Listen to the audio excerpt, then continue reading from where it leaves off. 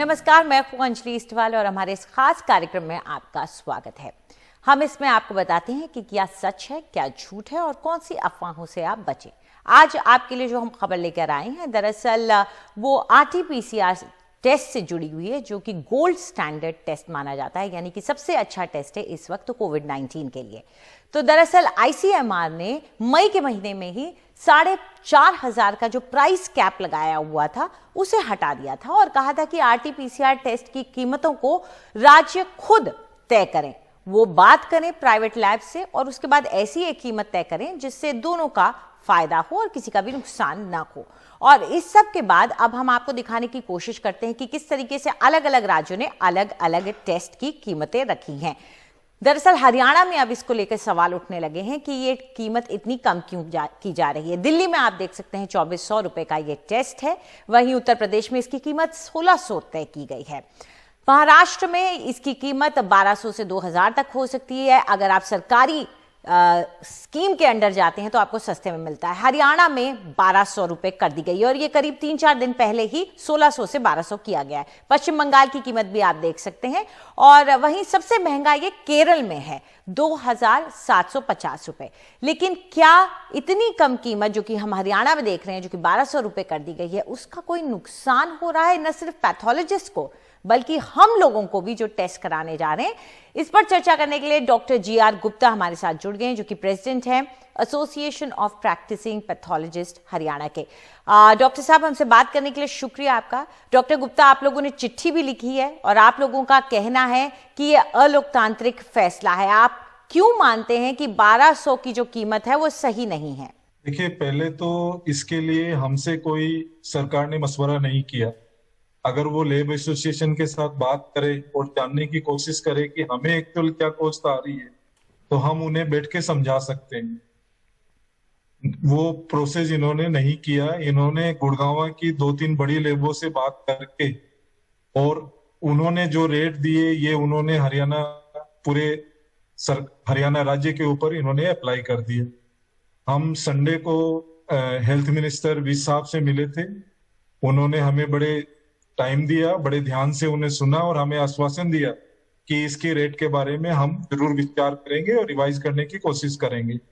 अब इसका एक पहलू मैं लाना चाह रहा हूं कि जो रेट हरियाणा मेडिकल कॉरपोरेशन, एक संस्था जो कि टेस्ट जो सिविल हॉस्पिटल जहां की ये फैसिलिटी उपलब्ध नहीं है वहां से टेस्ट उठा के इन गुड़गांव के लेबों को देती है, वहां कलेक्शन के चार्जेस उसमें इंक्लूड नहीं है, क्योंकि सरकारी तंत्र उन सैंपल को कलेक्ट करता है और ये लेबे सिर्फ वहां से सैंपल उठा के टेस्ट करती है। ठीक। जबकि हमारे जो पैसे जो प्राइस इंक्लूड है उसमें हमारा घर से कलेक्शन, पीपीई किट, बीटीएम और जो बंदा कलेक्ट करता है उसको भी हम चार्जेस देते हैं। वो सारी चीज इसमें इंक्लूड है।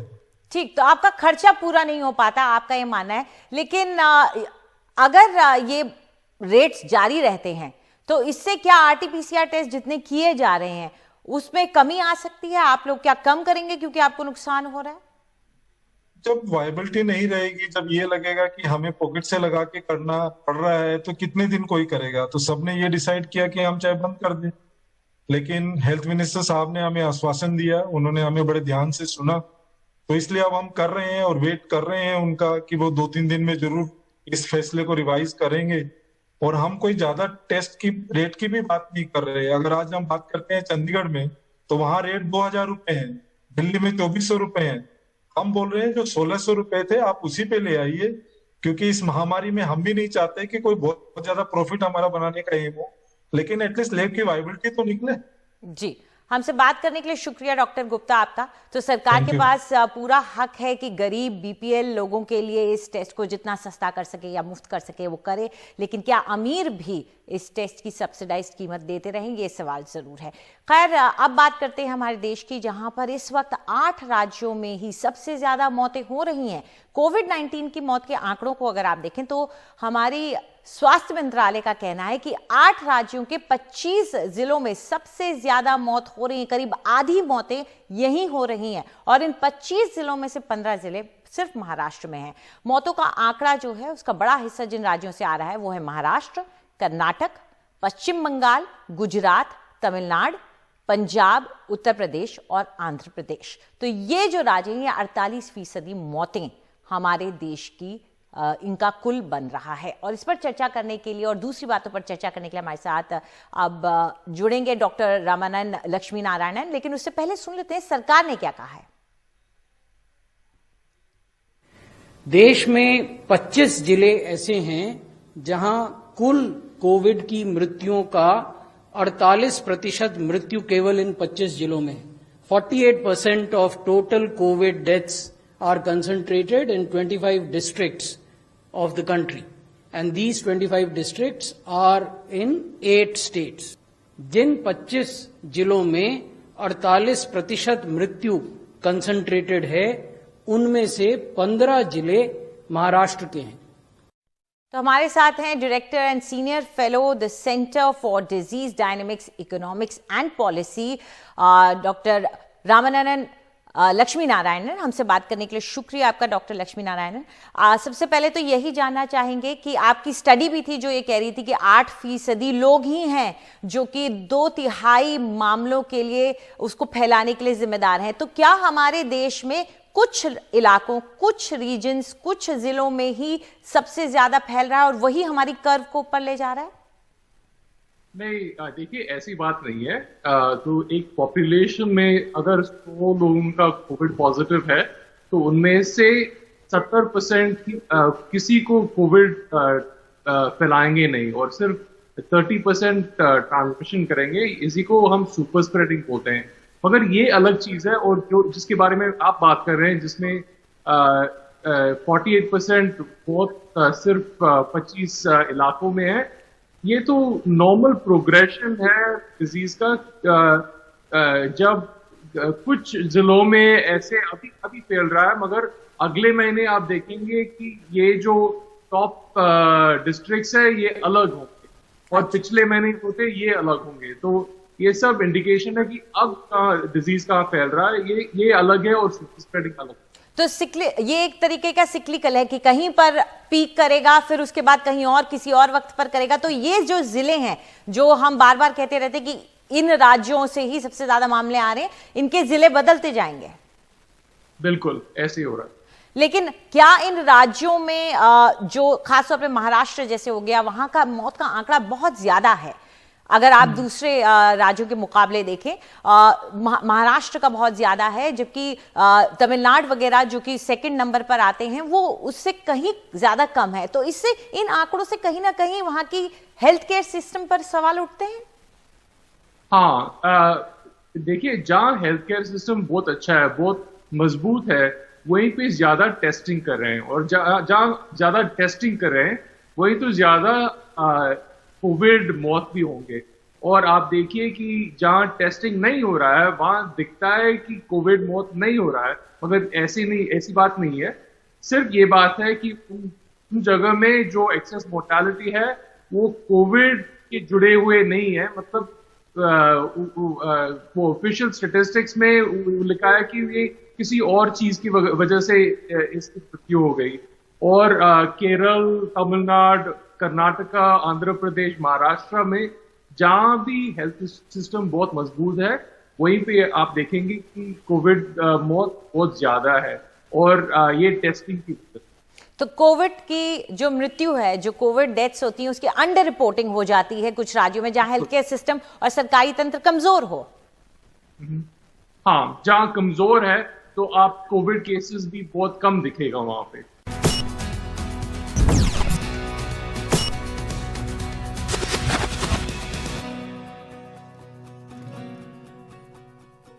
अब वक्त है आपके भेजे हुए सवालों के जवाब देने का, जिसके लिए हमारे साथ डॉक्टर संदीप देवान जुड़ गए हैं, जो कि डायरेक्टर और एचओडी हैं critical care medicine and ECMO Fortis memorial research institute के। Thank you very much doctor Dewan. चलिए पहला सवाल ले लेते हैं जो कि हमें संचित ने भेजा है। जी, मैं संचित नोएडा से बोल रहा हूं, और मेरा प्रश्न ये है कि अगर जुकाम के लक्षण हो तो क्या हम आरटी-पीसीआर टेस्ट कराएं या एंटीजन टेस्ट से काम चल जाएगा? डॉक्टर देखिए सचिन, जो अगर आपको क्लासिकल वायरल के सिम्टम्स आ रहे हैं तो RT-PCR टेस्ट ज़्यादा ऑथेंटिक है और इसकी स्पेसिफिसिटी और सेंसिटिविटी ज़्यादा है। जो एंटीजन टेस्ट है वो रैपिड डिटेक्शन के लिए है, उसकी सेंसिटिविटी 10% से ज़्यादा नहीं है। तो इसका मतलब ये है कि अगर आप एंटीजन टेस्ट कराते हैं तो आपका 80 से 90% चांस ये भी हो सकता है कि वो फॉल्स नेगेटिव आए। अगर आपको सिम्टम्स हैं, क्लासिकल वायरल के सिम्टम्स हैं, तो RT-PCR कराना बेहतर टेस्ट है। एंटीजन टेस्ट बेसिकली एक स्क्रीनिंग टूल है जो कि उन एरियाज में एप्लीकेबल किया जाता है जहाँ पे आपको एक एरिया हो जहाँ पे पेशेंट्स की तादाद बहुत ज़्यादा हो, तो मास स्क्रीनिंग के लिए उसको यूज़ किया जाता है। बट स्पेसिफिक्स के लिए I think RT-PCR is a better test. चलिए अगला सवाल ले लेते हैं। आनंदा ने पूछा है ग्रेटर नोएडा से। नमस्ते, मैं आनंदा ग्रेटर नोएडा से। मेरा प्रश्न ये है कि क्या स्ट्रीट फूड खाना सेफ है? क्योंकि ये आउटडोर है तो क्या ये रेस्टोरेंट से ज़्यादा सेफ होगा? डॉक्टर नहीं, I did not get her question. वो ये स्ट्रीट फूड पूछ रही खाना क्या स्ट्रीट फूड खाना सेफ है? क्योंकि अब आउटडोर खाएंगे आप खड़े होकर के, तो रेस्टोरेंट से क्या ये ज्यादा सेफ रहेगा क्योंकि वो इंडोर डाइनिंग होती है, तो इसलिए वो पूछ रहे हैं। देखिए, अगर आप सिर्फ कोरोना के एंगल से पूछ रहे हैं तो yes, indoor dining is not is a high risk activity corona के लिए, लेकिन इसका मतलब ये नहीं है कि स्ट्रीट फूड सेफ हो गया। हमारे आजकल बहुत सारी बीमारियां फैली हैं जिसमें टाइफाइड भी हो सकता है, डायरिया हो सकता है, तो इसलिए स्ट्रीट फूड जो है अगर आप श्योर है कि वो साफ है, क्लीन है, फ्रेशली मेड है, तभी उसको खाएं, वरना सिर्फ कोरोना के हिसाब से स्ट्रीट फूड को सेफ मानना ठीक नहीं होगा। डॉक्टर साहब, क्योंकि कई अब कंपनियां भी स्टार्ट कर रही हैं, होम डिलीवरी करना चाह रही हैं स्ट्रीट फूड की, तो ऐसे में आप सलाह क्या देंगे लोगों को? सेफ है कि नहीं है वो अलग बात, लेकिन आपकी सलाह क्या रहेगी कि क्या करें, ऐसा लें उनसे ऑर्डर या नहीं? देखिए, जितना आप घर पे अच्छा न्यूट्रिशियस खाएं वो बेस्ट है। अगर आपको बाहर से कुछ ऑर्डर करना ही है किसी ऑनलाइन फूड पोर्टल के थ्रू, तो आप उन्हीं जगह से ऑर्डर करें जहाँ के आपको सेफ्टी स्टैंडर्ड्स और हाइजीन स्टैंडर्ड्स के बारे में आपको श्योरिटी है। क्योंकि ऑनलाइन ये पता कर पाना कि आप किस फूड जॉइंट से ऑर्डर कर रहे हैं, कौन सा स्ट्रीट वेंडर है और उसका हाइजीन स्टैंडर्ड्स क्या है, वो पता करना बहुत मुश्किल है। तो एज डॉक्टर हम सलाह नहीं देंगे कि आप स्ट्रीट फूड को ऑनलाइन ऑर्डर करें। हाँ, अगर आप श्योर हैं कि कोई ऐसा वेंडर है जिससे आप पहले भी खाते रहे हैं, स्ट्रीट वेंडर है लेकिन हाइजीन अच्छा मेंटेन करते हैं, तो आप ऑर्डर कर सकते हैं, but you have to be really careful. जी बिल्कुल, लेकिन हम तो यही सलाह देंगे कि कुछ दिन और घर का ही पका खा लें, सबसे अच्छा वही है। Thank you very much doctor, हमारे साथ जुड़ने के लिए। थैंक यू जी। चलिए अब आपकी मुलाकात कराते हैं कोरोना वॉरियर्स से। दरअसल कोरोना और लॉकडाउन का सबसे बड़ा असर बच्चों की पढ़ाई पर पड़ रहा है और ऑनलाइन क्लास और स्मार्टफोन का फायदा भी बड़े शहरों में रहने वाले मध्यम वर्गीय बच्चों को ही मिल पाता है। इन हालात में झारखंड के दुमका जिले के जरमुंडी गांव की मिडिल स्कूल ने अपने छात्रों के लिए एक नया रास्ता निकाला है। देखिए हरिवंश की रिपोर्ट। स्मार्टफोन नहीं है तो क्या हुआ? दुमका के डुमरीदेर गांव ने अपने बच्चों को पढ़ाने का एक रास्ता निकाल लिया है। हर झोपड़ी की दीवार पर एक ब्लैक बोर्ड है। छात्र इसी पर सामाजिक दूरी बनाते हुए लिखते और पढ़ाई करते हैं और उनके शिक्षक घर घर जाकर छात्रों से बात करते हैं, सबके सब मास्क पहनकर। उत्तमृत मिडिल स्कूल के 290 बच्चों की पढ़ाई इसी तरह चल रही है।